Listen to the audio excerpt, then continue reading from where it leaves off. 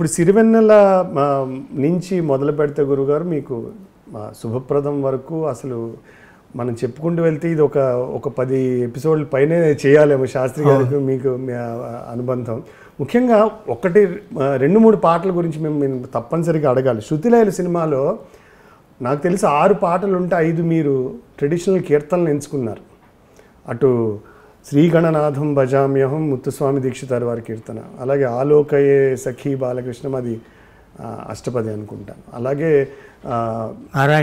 నారాయణ తీర్థుల వారి తరంగం అది. అలాగే మీరు ట్రెడిషనల్ కీర్తననే ఎంచుకున్నారు. మీకు పర్ఫార్మెన్స్ ఆయన కర్ణాటక సంగీత ప్రతిభని ప్రదర్శించడంలో కూడా సామజ వర్గమన గ్రహభేదం చేయడం ఇవన్నీ కూడా. అయితే ఒక్క పాట మాత్రం తెల్లవారదేమో స్వామి, ఆ పాట కూడా చాలామంది నంది అవార్డుల ప్రస్తావన వచ్చినప్పుడు ఇది అన్నమయ్య కీర్తన అని పక్కన పెట్టేశారు. తర్వాత ఎవరో చెప్తే దాన్ని మళ్ళా విని, అంటే మీరు ఇది అన్నమాచార్యుల వారి పదజాలంలో అంటే వారి శైలిలో రాయాలని మీరు ఏమైనా సూచన ఇచ్చారా? చాలా ఇష్టం ఆయన ఎత్తిప్రాసలు ఫాలో అయ్యేది. అసలు ఎవరు ఇంతవరకు ఫాలో కాలేదేమో అని అనుమానం. యతిప్రాస రెండూ కూడా అద్భుతం అన్నమాచార్యుల వారు. అందుకని ఆయన అంటే నాకు చాలా ఇష్టం. ఆయనలాగా రాశాను అని అన్నగాని అట్లా పెట్టాం. ఒక డైలాగ్ కూడా ఉంటుంది, శ్రీకాంత్ దగ్గర మదర్ చెప్తుంది ఆయన అన్నమయ్యలాగా రాయాలని మా వారికి చాలా కోరు. స్వరాభిషేకంలో ఆ పాట ఒకటి మీరు రాసిన దాన్ని నేను స్వరపరిచే భాగ్యం కూడా నాకు దక్కింది. అవును. కుడి కన్ను అదిరనే కూడిన తరుణానా, కుడి కన్ను అదిరనే కూడిన తరుణాన, కొండల రాయనికి కోటి రాతురులు. మీరు కూడా ఆ రెండో అక్షరం ప్రాస కుడి కన్ను కొండల రాయను అది నాకు ఆటోమేటిక్గా వస్తుందండి. అది ఏ పాట రాసినా అది మాత్రం తప్పదు. సో ముఖ్యంగా ఈ తెల్లవారదేమో స్వామి అయితే అసలు ఆయన బాబాయ్ రాసిన అద్భుతమైన సాహిత్యం, చరణాలు అద్భుతంగా రాశాడు కదా. సో ఆ పాట చాలామంది అన్నమయ్య కీర్తన, చెలువము నేలగా చెంగటలేవని కలతకు నెలవై నిలిచిన నెలతకు కలల అలజడికి నిద్దురే కరవై అలసిన దేవేరి అలమేలు మంగకు తెల్లవారదేమో స్వామి. ఈ పాటకి అప్పుడు నంది అవార్డు ఇచ్చారు అని చెప్తారు. అంటే మీ మార్గదర్శకంలో అలాంటి రచయితలు ఎలా అంటే ఏ వాగ్గేయకారులకి తక్కువ అని చెప్తాం గురుగారు కదా. మీరు ఇప్పుడు ఇది తెలియకపోతే ఇది హనుమాచార్యుల వారి కీర్తనే.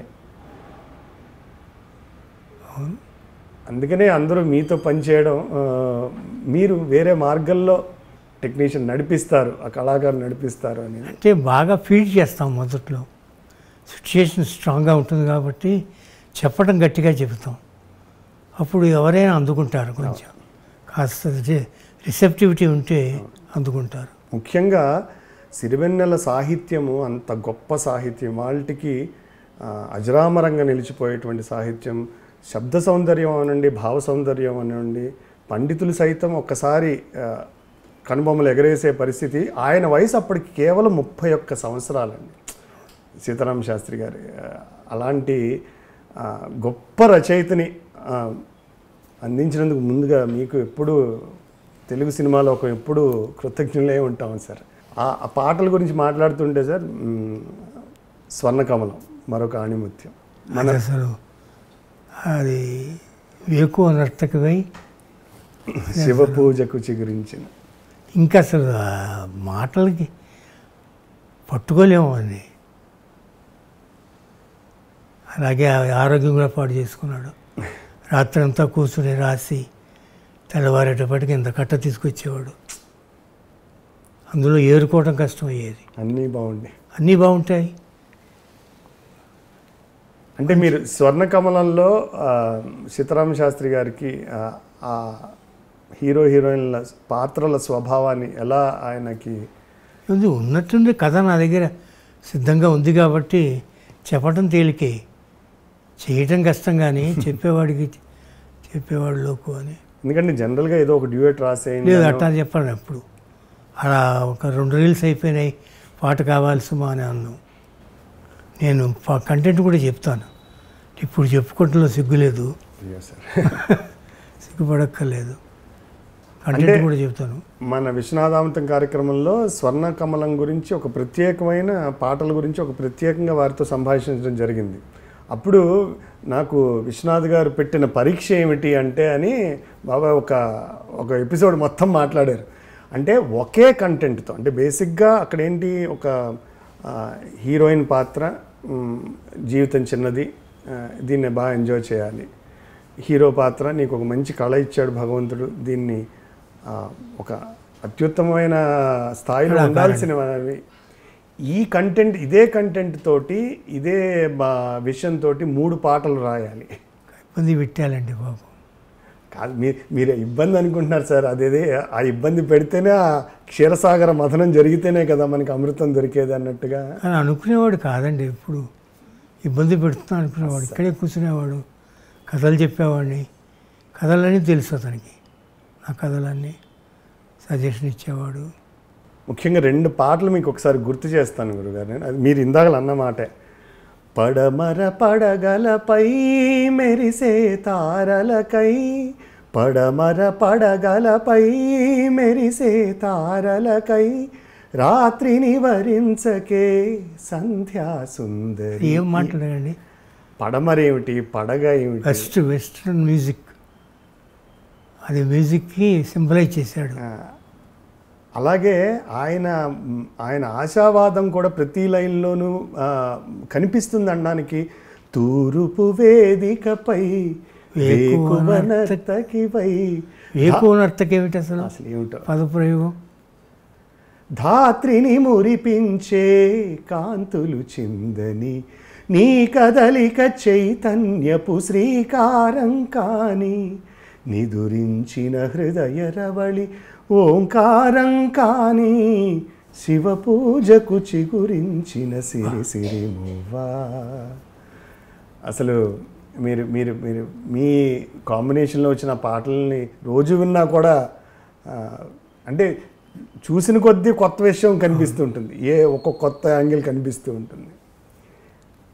అలాగే గురుగారు, ఇప్పుడు అందులోనే ఇవి మీరు అన్నట్టుగా ఇవి సంగీతపరంగా, సాహిత్యపరంగా, నృత్యపరంగా, అవును, నృత్యానికి అన్నీ లొంగుతాయి, అన్నీ అందుబాటులో ఉంటాయి. భావ ప్రకటనకి వాళ్ళకి ఎంత స్కోప్ ఉంటుందో. నాకు ఇంకా బాగా నచ్చే పాట ఒకటి, గల్లు గల్లు గల్లు అంటూ ఇదే ఇదిలో ఉంటుంది. ఇక్కడ మీరు ఒక్కొక్క చరణం ఒక హీరో పాడితే ఒక చరణం హీరోయిన్ పాడుతుంది. ఈ పాటలో శివ పూజకు చిగురించిన పాటలో అందులో వాద సంవాదంలాగా ఒక లైను హీరో, ఒక లైన్ హీరోయిన్ ఉంటుంది. ఒక్కొక్కళ్ళు వాళ్ళ వాదన వినిపిస్తూ ఉంటారు, ఒక కోర్ట్ లాగా నడుస్తూ ఉంటుందండి. అది ముఖ్యంగా చరణంలో లయకే నిలయమై నీ పాదం సాగాలి, ఆహాహాహాహా, మలయానిల గతిలో సుమబాలగతూగాలి. ఇది అబ్బాయి అన్నట్టే. వలలో ఒదుగున విహరించే చిరుగాలి, సెలయేటికి నటనం నేర్పించే గురువేడి. అది కూడా కరెక్ట్గానే ఉంది కదా. అవును. తిరిగే కాలానికి తీరొకటుంది. మళ్ళీ అబ్బాయి అదే కోర్టులో ఆర్గ్యుమెంట్ లాగే ఉంటుంది. అది నీ పాఠానికి దొరకను అంది. అయిపోయింది. ఇక్కడ పాశుపతాస్త్రం. నటరాజస్వామి జటాజూటిలోకి చేరకుంటే విరుచుకు పడు సురగంగకు విలువేముంది. అసలు ఆయనకి పెట్టాలండి, మనం పెట్టవలసిందండి, ఆయనకి పెట్టాలి. అసలు ఎన్నిసార్లు అంటే ఆ ఒళ్ళంతా మహానుభావుడు ఆయన. మీరు అన్నట్టుగా మీరు ఇచ్చిన ఆ ఇన్పుట్, ఆయన ఇచ్చిన అవుట్పుట్ చూపిస్తాడు. అసలు 2 వాదాలు కరెక్ట్ అనిపిస్తూనే చివరిలో ఒక క్లీన్ బౌల్డ్ వేసే ఒక యార్కర్ అనమాట. నిజమే కదా, నటరాజస్వామి జటాజూట్లోకి చేరకపోతే ఆ గంగకి మాత్రం విలువేముంది అనేది ఎంత గొప్పగా. గురుగారు, ఇప్పుడు నేను మీకు వినిపించిన ఈ గల్లు గల్లు మంటూ మెరుపల్లే తుళ్ళు పాటకి బాబాయ్ చాలా సందర్భాల్లో చెప్పారు, చాలా వర్షన్స్ రాశాను, విశ్వనాథ్ గారు ఎంచుకున్నారు అని. అంటే అలా జనరల్గా ప్రతి పాటకి జరుగుతూ ఉంటుందా, అంటే ఆయనే ఇన్పుట్ ఇస్తూ అలా అలా జరుగుతూ ఉంటుంది. పాటకి 4-5 పల్లవులు రాస్తాడు, రాస్తే దాంట్లో మనం ఎన్నుకుంటాం అంతే తప్ప ఒకటే రాసి ఇది తప్ప నాకు ఇంకోటి రాదు అని అండు ఎప్పుడు అనలే ఇంతవరకు. నాకు తెలిసి శాస్త్రి గారు ఒక్కొక్కసారి దర్శకులు ఓకే అన్న తర్వాత కూడా నేను ఇంకొంచెం బెటర్గా అనుకున్న చరణం ఇది అని ఆయన సంతృప్తి లోనవ్వక రాసిన సందర్భాలు కూడా ఉన్నాయి సార్. అలా అలా అంటే అలా జరగలేదు మాకు ఎప్పుడు. మొదటిసారి ఓకే అయిపోవటం, ఓకే అయిపోయిన తర్వాత మిగతా చరణాలు రాయటం. మిగతా కానీ జనరల్గా ఆయన ఎప్పుడూ ఒక 4-5 చరణాలు ఇవ్వడం ఇస్తాడు. వెరైటీ ఉంటుంది, మనం ఎన్నుకోవటంలో ఉంటుంది. తర్వాత ఈ వాద సంవాదం ఉంది కదండి చరణాల్లో, ఈ హీరో హీరోయిన్ ఆర్గ్యుమెంట్స్ అన్నాం కదా, ఈ ఆలోచన మీరు చెప్పిందేనా, అది ఎలా వస్తుంది? ఆబ్వియస్లీ ఏం చెప్పటం అంటే చెప్పేవి చాలా ఉంటాయి, అది అనుభవించాలి కదా, వాళ్ళు అనుభవించి రాయాలి, అది క్రెడిట్ వాళ్ళకే పోతుంది. నేను ఎంత చెప్పినా అదొక ఫీడ్ చేయటమే తప్ప. ఇప్పుడు నువ్వు కూడా పనిచేసావు కదా నాతో, మరి ఎలాగ పనిచేసావు అట్లాగే ఉంటుంది, అది కూడా మ్యూచువల్గానే ఉంటుంది అయ్యా. నాకైతే భార్యాభర్తల్లాగానే ఉంటుంది.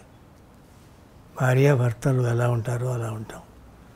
అసలు ఆ రిలేషన్షిప్ ఆ కాసేపు డబ్బు ఎంత పుచ్చుకుంటాడో మనకు తెలియదు, ఎంత ఇస్తారో మనకు తెలియదు, డబ్బు ఇచ్చి రాస్తున్నాడా లేకపోతే డబ్బు లేకుండా రాస్తున్నాడా కూడా తెలియదు.